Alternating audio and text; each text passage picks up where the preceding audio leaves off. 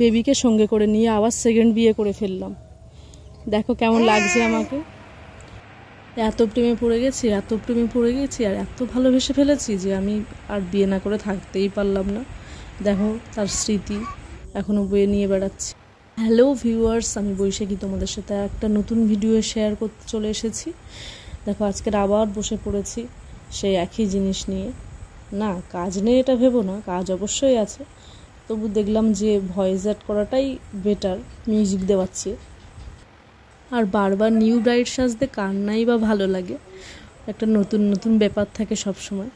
দেখো আমিও কিন্তু নতুন বউ সাজতে বসে পড়েছি, সে আমার যতই বেবি থাকুক আর যাই থাকুক। আমার ভিডিও একজন দেখুক বা 10 জনই দেখুক, তবু আমি আমার কাজটাকে ভালোবাসি, আমার কাজটাকে ভালোবেসে আমি এটা করি।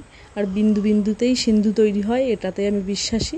সে একজন দেখুক, এখান থেকে যদি 100 দিন পরেও যদি আমার ভিডিও একজন করে দেখে, এটাই আমার কাছে অনেক পাওয়া, অনেক ভালোবাসা। প্রথম কলকাটা দিতে গিয়ে ঘেটে গেছে, আমি আবার সেকেন্ড বার আবার কলকা ট্রাই করছি। একটাই প্রবলেম, নিজের কপালে কলকা দেওয়ার সময় প্রচুর প্রবলেম হয়। আয়নার দিকে একবার তাকানো আর ক্যামেরা ঠিক আছে কিনা সেদিকে একবার খেয়াল রাখা, সত্যি খুব চাপ। তবুও চেষ্টা করি যতটা পারি শেয়ার করার। পরে আমার তুলিটা একটু বেশি বড়, আর সেই জন্য একটু আমার তো প্রবলেম হয়। ভাবছি একটা তুলি অর্ডার দেবো আরেকটু সরু দেখে, তাহলে কলকাটা আমার দিতে বেশ সুবিধাই হবে। যাই হোক, তোমাদের সাথে ডিজাইনটা শেয়ার করলাম, কেমন হয়েছে জানিও। আর যারা আমাদের মতো এরকম মাঠ কপাল তাদের জন্য এসব একটু বড় কলকাই ঠিক আছে। ছোট কপালদের জন্য আমি আরও ছোট কলকা নিয়ে আসার চেষ্টা করব পরপর। তোমরা দেখতে থাকো, আমার সাথে থাকো। ছোট তুলি হলে কি হয়, প্রবলেমটা একটু কম হয়, টানতেও বেশ সুবিধা হয়, হাতের নাগালেই চলে আসে সব কিছু। কিন্তু বড় তুলি তো একটু মুখটা একটু বড়, সেই জন্য একটু প্রবলেম হচ্ছে আমার। কেটে নিয়েছিলাম তবুও ঠিক লেভেলে আসেনি। যাই হোক, আমি আর একটা তুলি অর্ডার দেবো খুব তাড়াতাড়ি।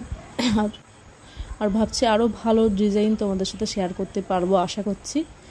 যাই হোক, দেখো তোমরা কেমন হয়েছে জানিও।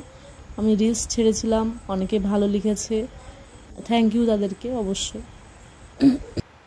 খুব ঠান্ডা লেগেছে, আর আমাদের ঘরের ভিতর দিকটা একটু অন্ধকার মতো, তো তার জন্য হচ্ছে ভেতরের দিকে গিয়ে যে কলকাটা করব সেরকম সুযোগ হয় না, সে আমাকে জানলার কাছাকাছিই আসতে হয়।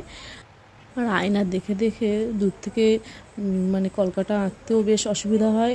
ক্যামেরার সামনে দেখেছি মুখটা কিন্তু এক সাইড হয়ে গেছে, আর কেমন হয়ে গেছে দূর থেকে না দেখলে কি বিচ্ছিরি লাগছে।